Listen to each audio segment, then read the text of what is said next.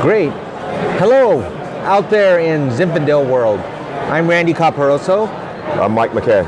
And we're coming to you live from the ZAP Grand Tasting in San Francisco. Let me tell you a little bit about what that is. ZAP is Zinfandel Advocates and Producers.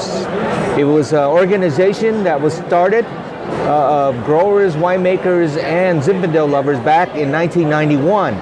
And ever since 92, they've been doing these gigantic tastings. It's a little noisy out here because there's a couple thousand people enjoying Zinfandel from all over California. So we're going to talk a little bit about the state of Zinfandel today and maybe a little bit about Lodi. So Mike McCay here is the owner, grower, winemaker of McCay Cellars. And I've heard Mike talk a lot in the past about Old Vine Lodi Zinfandel in terms of stumbling around a region and finding buried treasure. Talk to me about that, Mike. Well, you have to remember Lodi and Zinfandel. There's a great history of Zinfandel in Lodi. You've seen it, we know it in Lodi. We're talking about 100 plus year old vineyards that have been around obviously for a very long time.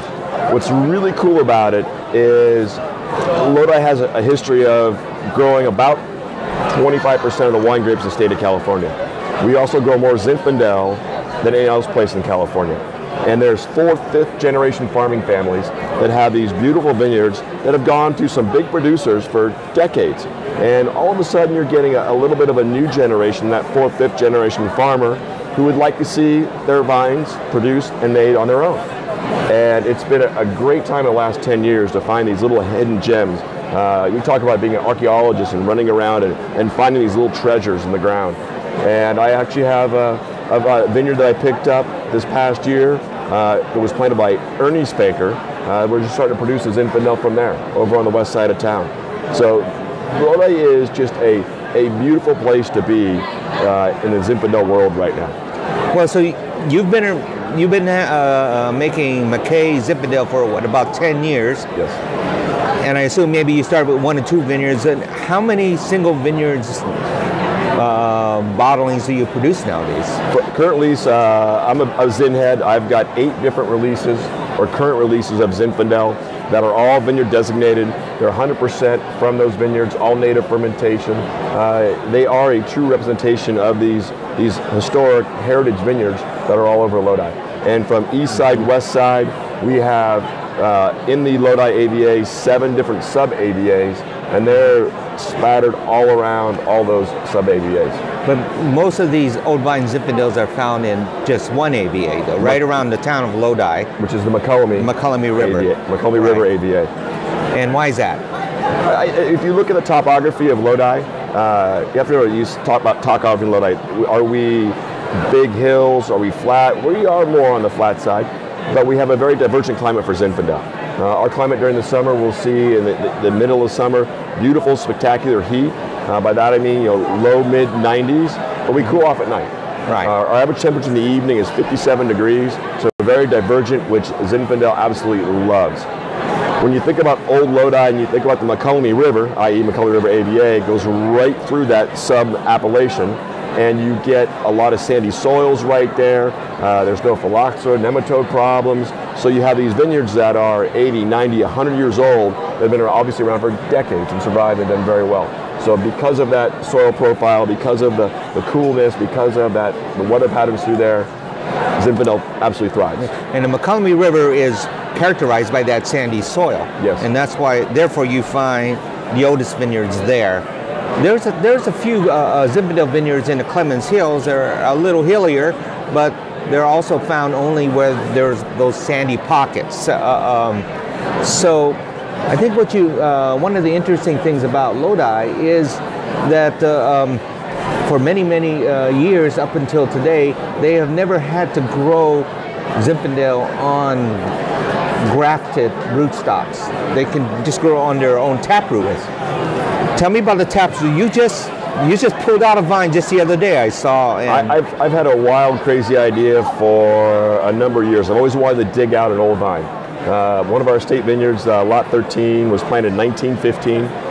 It's a beautiful vineyard in that there are vines in there as far as about 95% of the vines are original vines to that vineyard. Right. So you've got this really cool vineyard, very old, and I've always said that there's a taproot, and like a significant taproot. I don't mean a bunch of feeder roots and like one little root going down, an actual taproot. And so a friend of mine has a construction company. I was able to bogart a backhoe from him, and we went down about 20, almost 25 feet, found the taproot, which at the start of the vine was almost 3 inches, dug down next to it, dug it all the way down as far as we could go, and at the bottom of that taproot, about 20 feet down in the ground, that taproot was still about 2 inches wide in diameter and going, corkscrewing right down in the ground.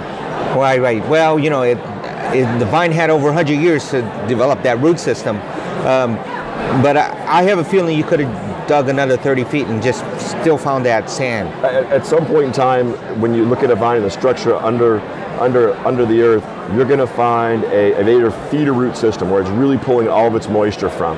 And it's, if you think of a palm frond in the ocean, under just that big wavy, all those fingers going out, and we saw none of that. So at some point in time, that was going to happen, whether it was 10 feet down or 20 feet. And I would say Randy's correct that it was more like 15, 20 feet more to go.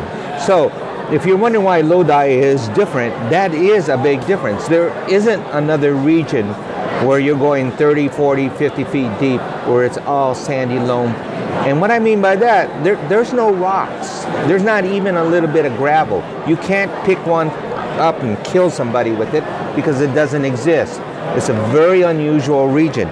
We happen to be drinking, in fact, some Zinfandel from that vineyard. I guess you call it Faith. We call it Faith. Lot 13. Yep. Well, why don't we taste it and maybe you tell me a little bit about it. You talk about any region. You have east side, west side, north. There's different parameters of the region that will produce different style or different characteristics in wine. Lodi has a very distinct difference between east side and west side.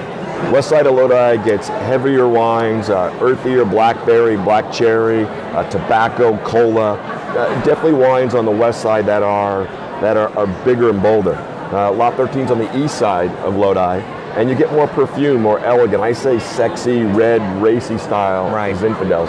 And Faith here, this is our 2015 release right now of Faith.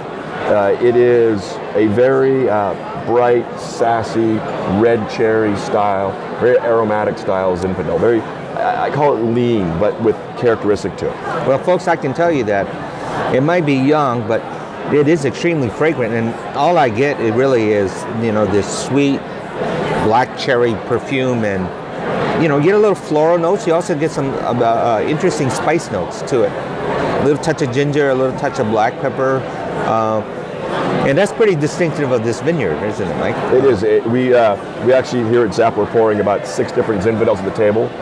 We have this current right now, 2015.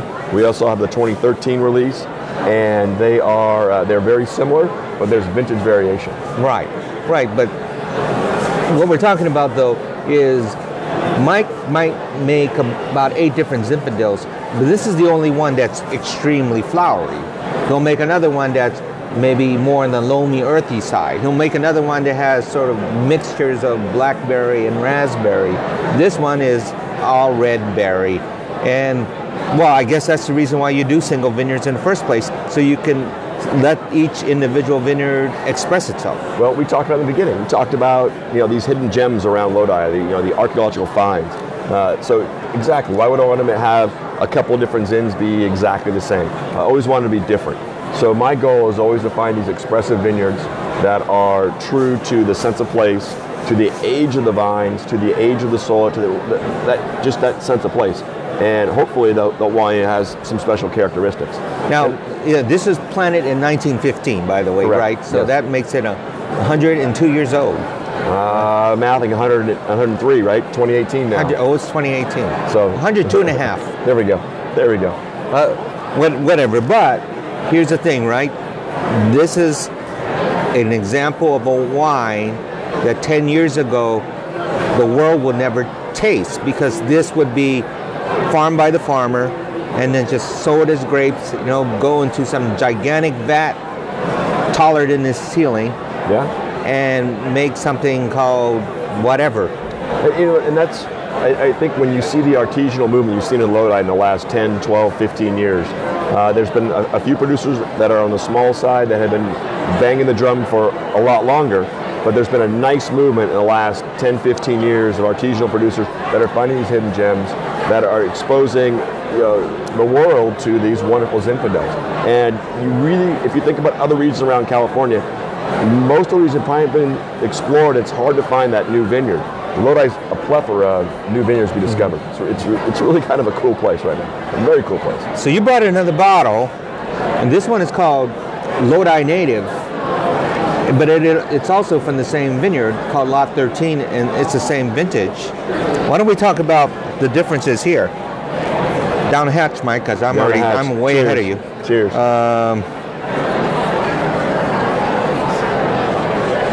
All right. Okay, so Native Project. Yeah, just what you've been talking about, heritage vineyards, the speciality of these old vine vineyards. We have 6 of us who got together. There's a large group to start with that talked about making a protocol, if you will, to produce these wines where that each winery does the same thing in their winery. No new oak, no adding water, no adjustments, a whole page of protocol to produce the wine. And the idea was for each winery or winemaker to pick one of their favorite vineyards and produce a wine on that same protocol and look and see it. And we felt that there would be a difference between all these different vineyards and the wines. So it started with kind of a large group and whittled down to 6 people. And we got together, and I have to tell you, you get 6 winemakers together and try and tell them that this shirt is blue or whatever that color might be, and get them all to agree on that. That's like herding cats. We did it. We got 6 guys together. We all came up with our protocol. We all produced these vineyard designated wines under that same protocol. And it's been something we've done since 2012. Our current release coming out is 2015 for the group. It has been just an absolute blast. And for me, what I've taken away with not only the camaraderie, but just the speciality of Zinfandel and Lodi and the difference and how much the terroir of the vineyards really, it's actually surprised me there is such divergent between the wines. So, 215 McCay, Lot 13, under McCay label, the same thing under the Lodi Native label. What's the difference, Mike? Is there a difference? The difference is going to be we put the Native Project, once again, no ads. By that I mean no water, no binding, no tweaking out. And no new oak. No new oak. So it's all native yeast. We'll pick a couple times under that protocol to put it into the Native Project, but it goes very quickly. For me, on my commercial wines, I like to spend a little more time in the barrel. Typically 24 to 36 months. So that's the big difference. This sees a little bit more of that oak. It's cellar time. It's more time in the barrel for Lot 13 is the commercial side versus the Native Project. So the rule though for Lodi Native is you can't use new oak. What's the difference between using new oak and say an oak barrel that's 4 or 5 years old? Obviously, it depends on, of course, the cooperage. It depends on is it American, is it French, Hungarian, Russian, where that goes coming from. There's so many variables in a cooperage and oak, how you toast it, the grain of it. There's so many variables that go that can change a wine just like that. The basic question of it is when you look at a new barrel versus a neutral barrel, let's say 5 years is a neutral barrel. Right. The tannins, the vanilla, the influence of that barrel on a new side is greatly influences how the wine tastes. And it can hide some of the characteristics, some of the elegance of the wine with a new barrel. So as a winemaker, your goal is to get that balance between that new and old. So that's why on this one, the regular one, you get more of that kind of sweet vanilla and wood spice to it. Yeah. And this one, you get more of the pure fruit and maybe a little bit more earthiness to it. And what's funny is both these vintages, and I am true on my alcohol. Both of them are at 13.8. Right down. Even though one sat in, it was treated a little bit different as far as the protocol, as far as our tasting room or our commercial release on the Lot 13 versus the Native, but they both are at 13.8. I'm going to mention this. this wine is actually very, very delicate. And it's almost more like Pinot Noir. I'm not saying it's Pinot Noir because it's Zinfandel, but it's structured like Pinot. It's got really good acid. It's a little tart in that sense. The tannins are soft. It doesn't feel heavy and ripe, because a lot of people think that, oh, when you say Lodi Zinfandel, that means something ripe, alcoholic, fat, and fruity. This is not like that at all. You know, and that's a great direction, a great topic. Zinfandel to me is the biggest blank canvas in any varietal. And by that I mean you can push Zinfandel to be very elegant and feminine and delicate, and you can make it big and bold. There's not a lot of varietals you can do that. You can you know, your parameters are pretty close to how you can push that varietal around. Zinfandel you can really stretch and go both ways with. Right. Well, in a Lodi Native project, you're kind of forced to pick grapes a little earlier. Yes. When it has higher acid and a balance of pH. Yep. And not so much sugar. So when you have less sugar in the grape, of course, you get less alcohol. So in that project, you're sort of forced to make a delicate style of Zinfandel. Although you probably could do it anytime you want. Though. Yeah, the big factor on the Lodi Native side, as far as the bricks you talked about. Right. When you start pushing bricks up, you run into problems where you get stuck fermentation. So you need to have a very balanced, lean style of fruit coming into the winery to be able to produce that native fermentation, get it through, and finish. I'm going to add one more thing. One of the rules of the Lodi Native project is you can't add water. And of course you can't, we mentioned that you can't adjust the acidity. Well, to be honest with you, at least 95% of California Zinfandels are all kind of made the same. You pick them with a lot of sugar, so they get a lot of alcohol, but you get a lot of flavor. But the winemaking thought is, oh, that's okay. We'll just add water to lighten the alcohol, and we'll just add acid if it's not there. So that's a big difference between these types of wines and that commercial style. And part of the inherent problem with Zinfandel is once you pick the grapes and you start your fermentation, whether your fermentation starts in a day or in 3 or 4 days, Zinfandel has a tendency to soak up. And by that I mean it comes to the winery at 24, 25 bricks, and after a day or a few hours or even maybe 2 days, it goes from that 24, 25 bricks up to 27. Right. And therefore you get bigger alcohol and bigger wine. At 27 bricks, you're talking like 16% alcohol at that point. But if you picked it at 24 bricks, and bricks is just amount of sugar, you're talking more like 14.5% alcohol, right? Yeah. So that's the difference. All right, the $6 million question is, I mean, what do you think? What makes Lodi special compared to other regions? Every regions have their speciality, and I think we touched in the very beginning is the divergent weather that we have in Lodi during our growing season. When you look at when grapes start going through variation, start changing color, you're talking somewhere around the 1st of July, depending on the vineyard, give or take. That season right there has that, and that's when our divergent clients really start. You get that hot weather and that cool night. And that's just, Zinfandel loves it. They want to be, Zinfandel as a varietal wants to be beat up during the day and then rest at night. And there's not a better place for that style or that climate than Lodi in California. Terrific. Well, let's have a toast to Lodi Zinfandel. To Zap. And a toast to you. Thanks for coming, being with us. In about 5 minutes, we're going to start with our next live interview with Tiken Pasalagua of Turley. Cheers. Cheers.